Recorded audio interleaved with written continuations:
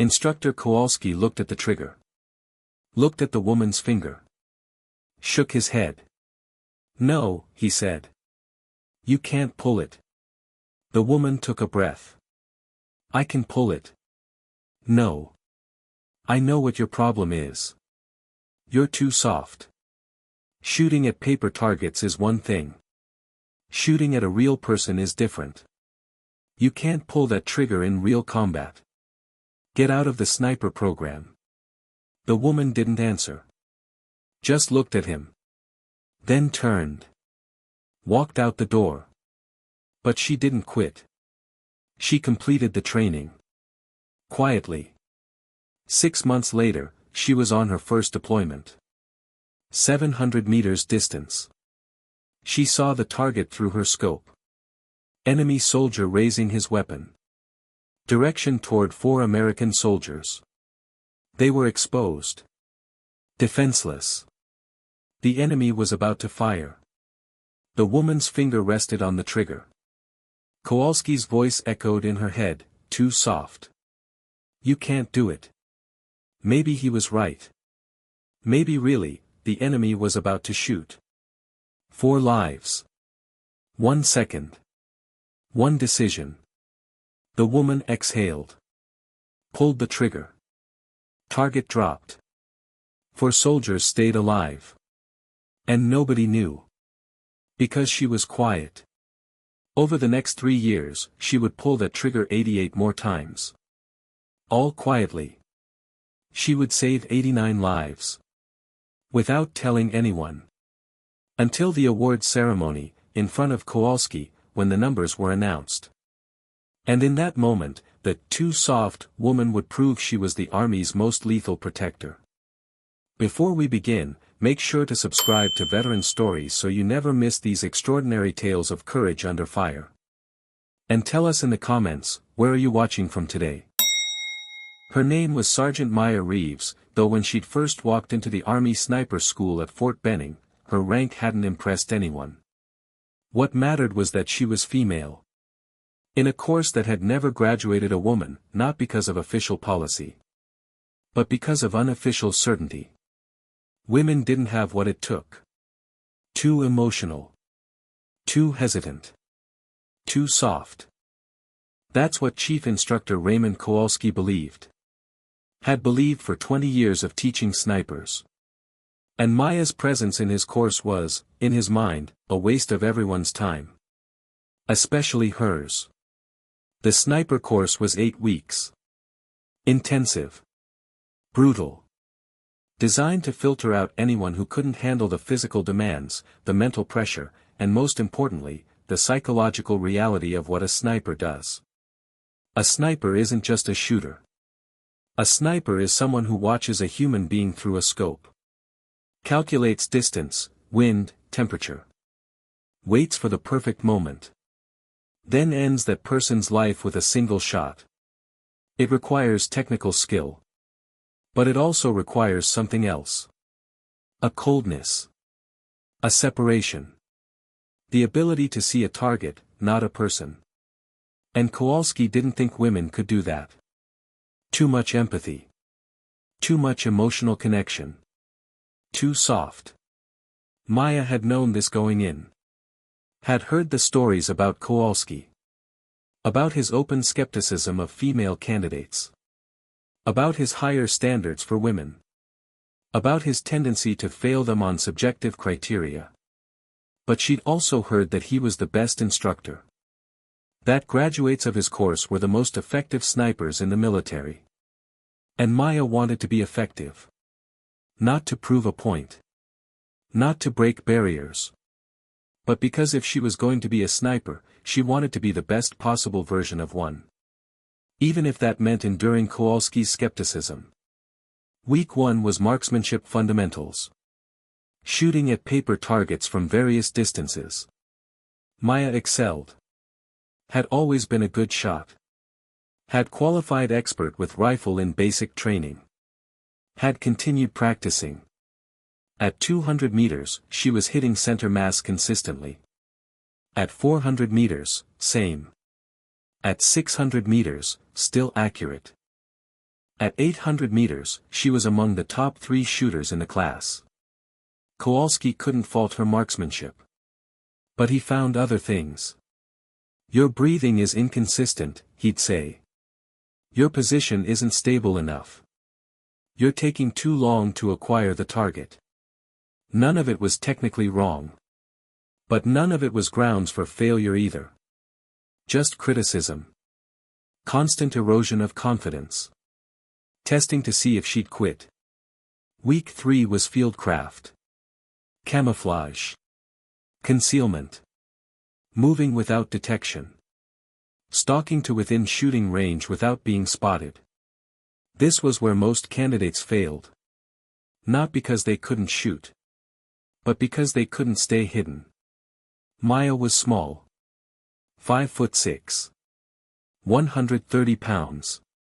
Smaller than the male candidates. But that became an advantage. Less mass to conceal. Lower profile. She could fit into hides that larger candidates couldn't. Could move through vegetation without creating as much disturbance. By week 3, she was consistently completing stalking exercises that other candidates failed.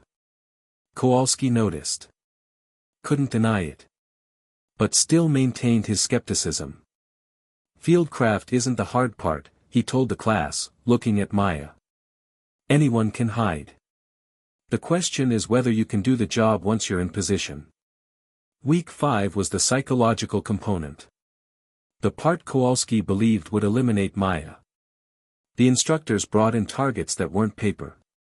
Mannequins. Human-shaped. With faces. The candidates were required to engage these targets while instructors provided verbal pressure. Describing the targets as people. As fathers. As sons. Making the candidates confront what they were doing. Most candidates handled it. Some struggled. Maya pulled the trigger on every exercise. Never hesitated. But Kowalski saw something. A pause. Not in her trigger pull. In her eyes. A moment before each shot where she seemed to process. To think. To feel. That was the softness he was looking for. The evidence that she couldn't truly separate emotion from action. After one exercise, Kowalski pulled her aside. I saw you hesitate, he said. Maya shook her head. I didn't hesitate.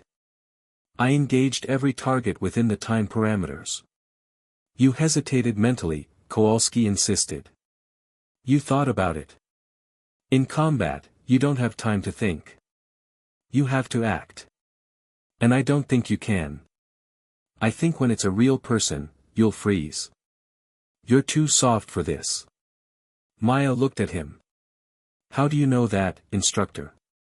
20 years of experience, Kowalski said. I've trained hundreds of snipers. I can tell who has what it takes. And you don't. You should withdraw from the course. Save yourself the failure. Maya considered this. If I'm going to fail, let me fail on performance. Not on your prediction.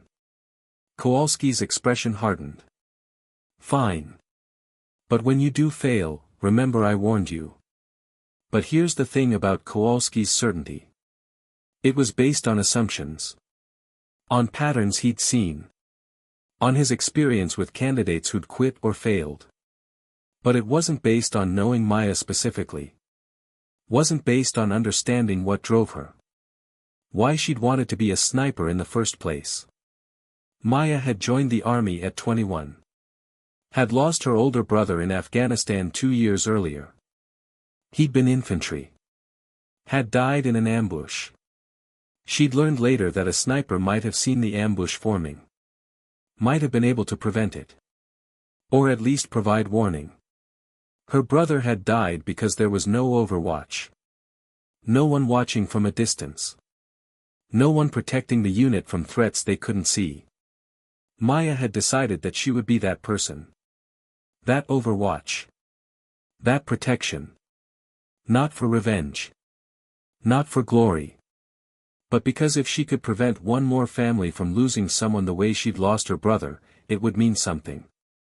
That purpose gave her something Kowalski didn't recognize. Not coldness, but clarity. When Maya looked through a scope at a target, she didn't see a person she wanted to kill. She saw a threat to people she wanted to protect. The distinction might seem semantic, but it was fundamental. Kowalski thought sniping required emotional detachment. Maya knew it required emotional focus. You had to care about the people you were protecting. Care enough to do the hard thing. Pull the trigger. Take a life to save lives. That wasn't being soft. That was being committed. Week 8 was the final test. A multi-day field exercise. Candidates would deploy to designated positions. Observe simulated enemy activity. Identify high-value targets. Engage when appropriate. All while remaining undetected. Success required everything they'd learned. Marksmanship. Field craft. Judgment. Mental discipline. Maya was assigned a position overlooking a valley. Her spotter was a male candidate named Derek Chen. Professional. Competent. No particular opinion about her either way. They moved into position at night. Established their hide. Waited for dawn.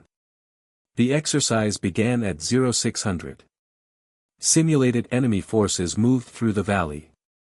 Maya observed. Took notes. Calculated ranges.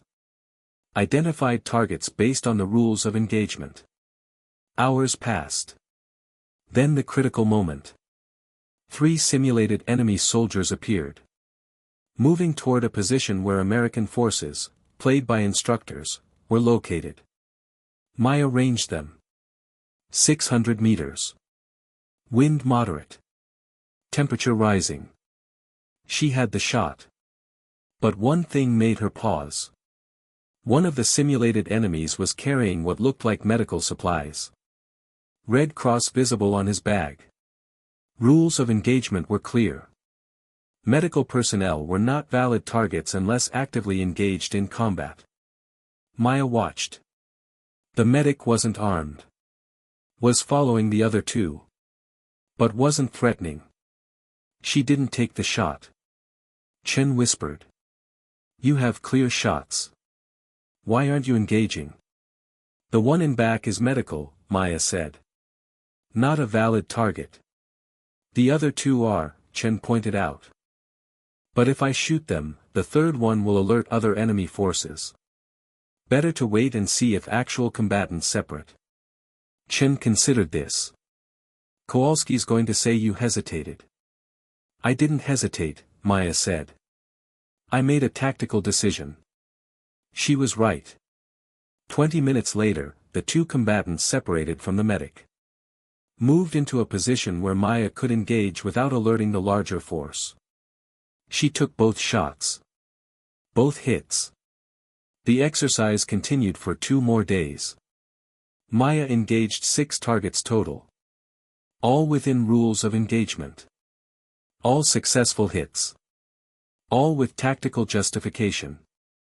Chen, who'd been skeptical at first, was impressed. You're better at this than half the instructors, he said.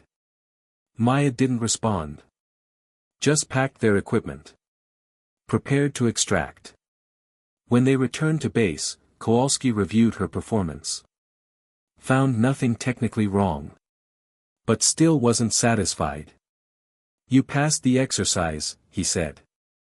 But I still don't think you can do this in real combat.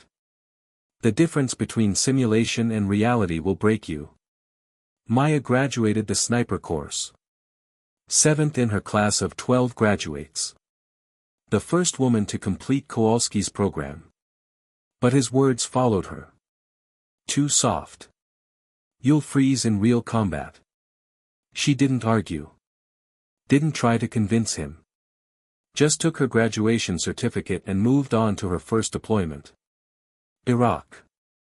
Attached to a Marine infantry unit that needed overwatch support. Her spotter was a Marine sergeant named Mike Torres. Experienced. 3 deployments. Initially skeptical of working with a female sniper, but professional enough to give her a chance. Their first operation was a patrol through a contested area. Maya and Torres positioned themselves on a rooftop, overlooking the route the patrol would take. The patrol moved out. Maya watched through her scope. Everything seemed clear. Then movement. 700 meters. A figure on a rooftop, raising a weapon. An RPG. Aimed at the patrol. For Marines in the blast radius. Torres ranged it. 700 meters. Wind 3 kilometers per hour from the east. You have the shot. Maya acquired the target. Saw the person through her scope. Young. Maybe 20. Finger on the RPG trigger. About to fire.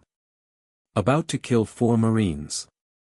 Kowalski's voice echoed in her head, too soft. You can't pull the trigger on a real person. Her finger rested on the trigger. Heart rate controlled. Breathing steady. But her mind was loud. This wasn't a target. This was a person. Someone's son. Someone's brother. Taking his life was real. Permanent. Irreversible. She'd trained for this. But training was different from doing. Could she actually? The person on the rooftop adjusted his aim. Finger tightening on the RPG trigger. Seconds from firing. Maya exhaled. Halfway. Squeezed the trigger. The rifle fired. Recoil. She immediately reacquired the target through the scope. The person was down. RPG unfired. The 4 Marines continued their patrol. Unaware how close they'd come to death. Unaware someone had just saved their lives. Torres keyed his radio. Command, this is Overwatch 2. Threat neutralized. Grid November 72483. 1 enemy combatant down. Patrol is clear. He looked at Maya. Good shot. How do you feel? Maya was silent. Replaying the shot. The moment. The decision. I feel like I just saved 4 lives, she finally said.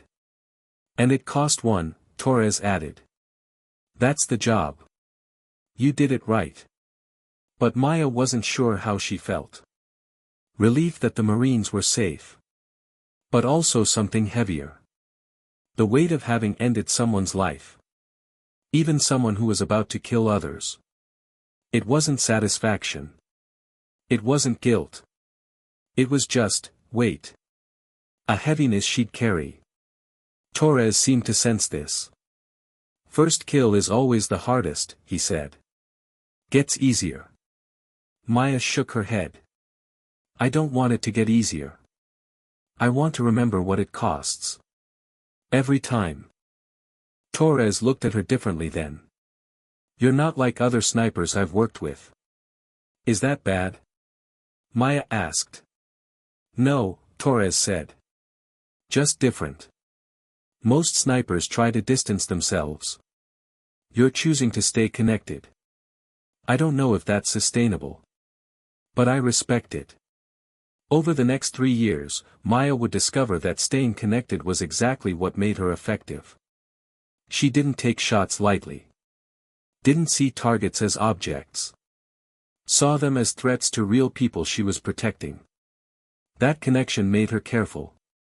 Made her discriminating. Made her certain before she pulled the trigger. Other snipers had higher body counts. Engaged more targets. But Maya had something different. 89 confirmed saves. 89 times she'd identified a threat and neutralized it before it could harm friendly forces. Not 89 kills for the sake of kills. 89 interventions that preserved lives. Her record book documented each one. The date. The location. The range. The threat. And most importantly, who she'd saved. The 4 Marines on that first patrol. Their names were in her book. Along with 85 others across 3 years. But here's something important about Maya's approach. She didn't talk about it. Didn't brag. Didn't seek recognition. Snipers weren't supposed to be visible. Weren't supposed to draw attention. They worked in shadows. Protected from a distance. Did their job and moved on. Maya embodied that completely. After each operation, she'd file her required reports. Document the engagement. But she never emphasized the outcome. Never mentioned the lives saved. Just the tactical facts. Threat identified.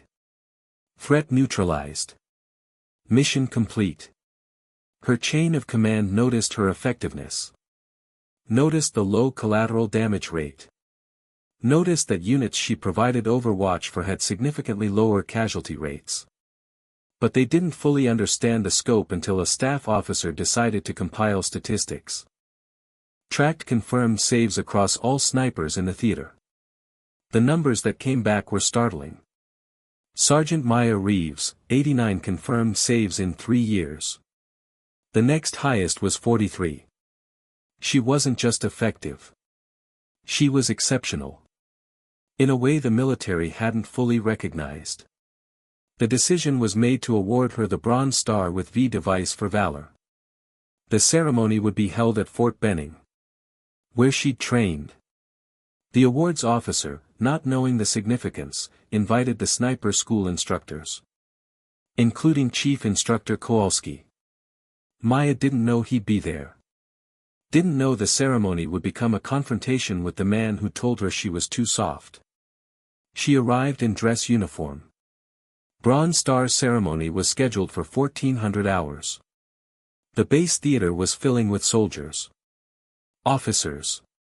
Family members. Maya sat in the front row. Waiting. Not particularly excited. Awards weren't why she did the job. But orders were orders. The ceremony began. Several soldiers were recognized for various achievements. Then the officer called Maya's name. She stood. Walked to the stage. The citation was read. For exceptionally meritorious service and acts of valor while engaged in operations against enemy forces. Sergeant Reeves distinguished herself through 89 confirmed saves of friendly forces over a 3-year deployment. Her exceptional marksmanship, tactical judgment, and unwavering commitment to protecting American service members exemplifies the highest traditions of military service. 89 confirmed saves. The number hung in the air. Audible reaction from the audience. That wasn't normal. That was extraordinary. Maya stood at attention. Received the medal. Shook hands with the commanding general. The general spoke quietly. 89 lives, Sergeant. Do you understand what that means? 89 families that didn't receive death notifications because of you. That's remarkable. Maya nodded. I was just doing my job, sir. No, the general said. You were doing it better than anyone else. As Maya walked off stage, she saw him. Kowalski. Sitting in the 3rd row. His expression was complicated. Surprise. Confusion. Maybe something like respect. Maybe embarrassment. After the ceremony, he approached her. Maya could have walked away. Could have ignored him. But she stopped. Waited. Kowalski spoke first. 89 confirmed saves. It wasn't a question. Just a statement. Maya nodded.